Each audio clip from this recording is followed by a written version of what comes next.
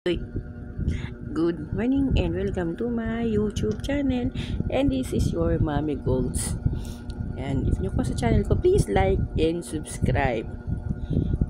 Tapos ba't ba tayo nag-video? Ay, thank you pala sa subscriber ko, 24 na, thank you. Tapos ba't ba tayo nag-video? So ito ba tatanungin ko sa inyo, pinapapansin nyo hindi pa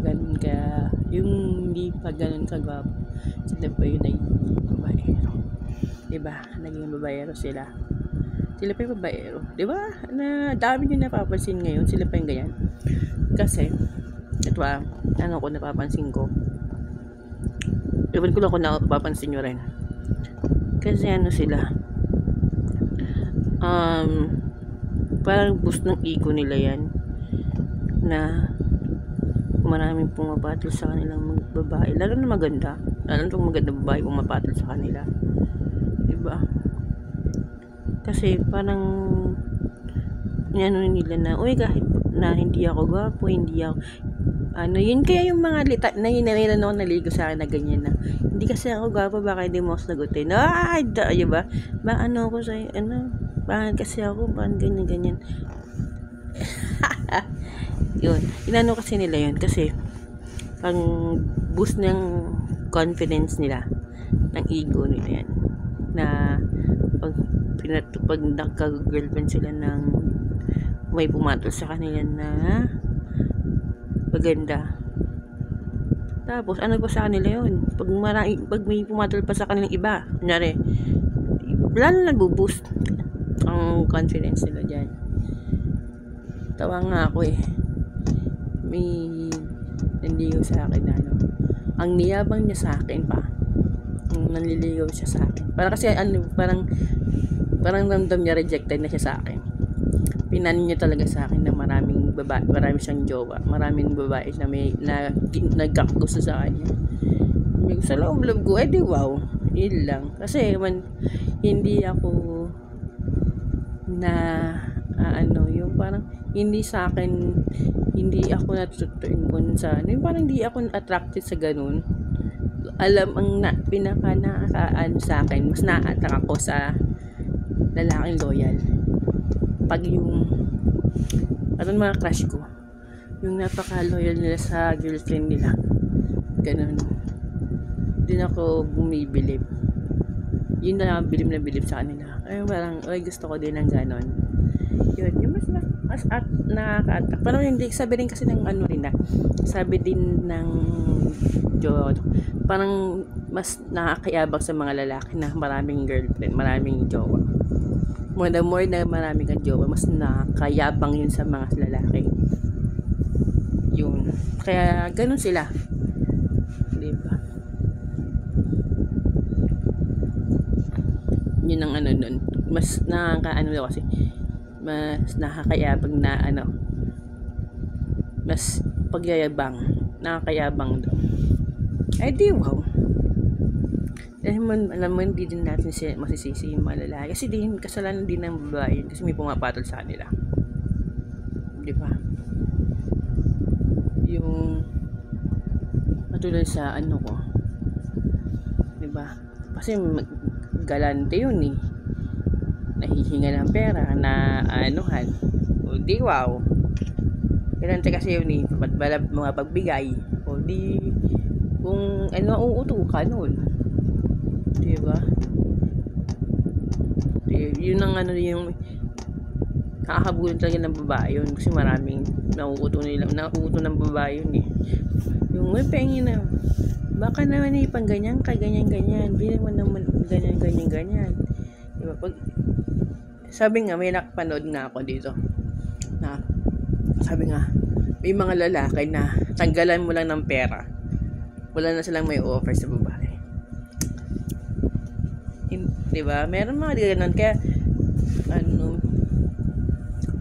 kung nagkataong mahirap yung wala yung may offer sa wala na yung offer sa babae, kundi pera lang. Diba? Nga, kasalanan din minsan ng mga babae na ba't may babaeng pumapatol doon, diba?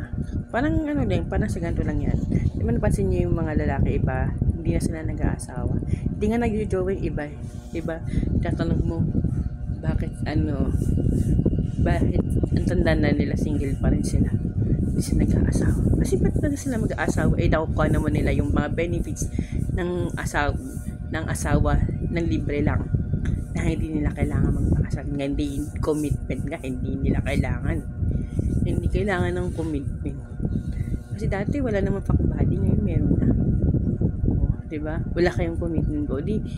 Ba't pa siya mag-aasawa? Tapos meron pang mga nagbibigay ng wife duties kahit hindi pa asawa, 'di ba? Hindi nga jowa, 'di ba? Nagbibigay ng wife duties. Pinagsisilbihan yung lalaki, 'di ba? Kaya hindi mo din masisisi. Na mga kaya sa akin yan eh.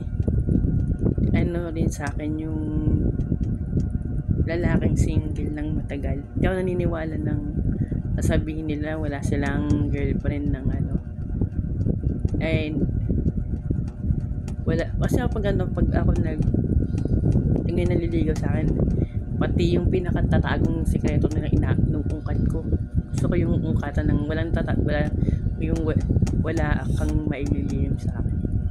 Tsaka mararamdaman ko na naman yun kung nagtatago ka ng lihim. Mararamdaman ko yun kung nagtatago ka, nagsisinungaling ka pa. So yun, di wow, nasa kanila. So sa panahon na ngayon, kaya sino nasisisi na hindi rin ng mga lalaki, kasi may mga babae nga pumapapon. Diba? Isipin mo, dati bago sila makabembang, kailangan pakasalan muna nila bago sila maka-experience ng ganun. Ngayon libre na. Sa dati, bago pa mo sila bago sila makabembang, kailangan, diba sa prostate, kailangan pa nila magbayad.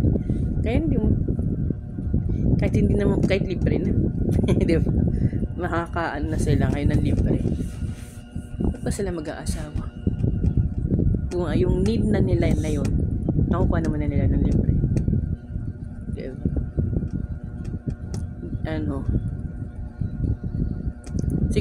Mapapansin mo lang na parang nagsiseryoso yung mga lalaki. Pag matanda na sila, nare-realize na nila na hindi nila kaya mag-isa sa buhay. Kailangan nila yung asawa nila. Kasi tumatanda sila, sino mag-aalaga sa kanila? Diba? Lalo na pag wala na silang nanay, kanino sila magpapaalaga?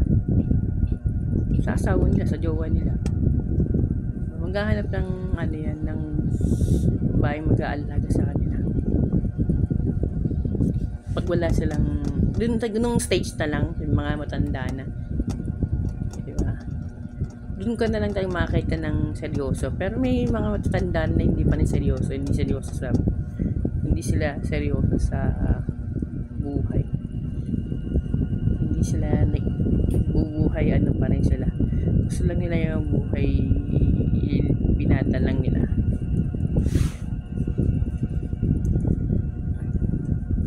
Kaya pag nakikita nyo naman yan pag sa mga kilos ng lalaki yan eh. Pag yung tinanong mo sila kung tanongin mo sila kung sa mga past relationship nila kung gaano katagal, baka hindi nagtatagal, tapos hindi maganda yung ng ex nila, yung paano sila naghiwalay ng ex nila, diba? Ingat din sa mga ex. Pinakayaw ko rin yung ex kasi isa rin yan sa dapat hindi na nila kaibigan yung mga ex nila. Tsaka yung nadaldal ko na naman, no? So yun, sana na talaga sa mga babae, huwag nyo naman ilagay nyo rin kasi yung sarili nyo dun sa Kasi wala tayong empathy na ngayon, wala nang empathy, hindi na natin nilalagay yung sarili natin sa sitwasyon nila. Na kung gawin sa'yo yun, matutuwa ka ba? Diba? Yun nga. Diba? Dapat yun eh. Saka, tandaan nyo yung cheating is a choice. Tandaan nyo yan. Kasi parang lasing na. Ito yung mga drunk message ko, yung mga drunk videos. So yun, nasusunod ulit. Bye bye.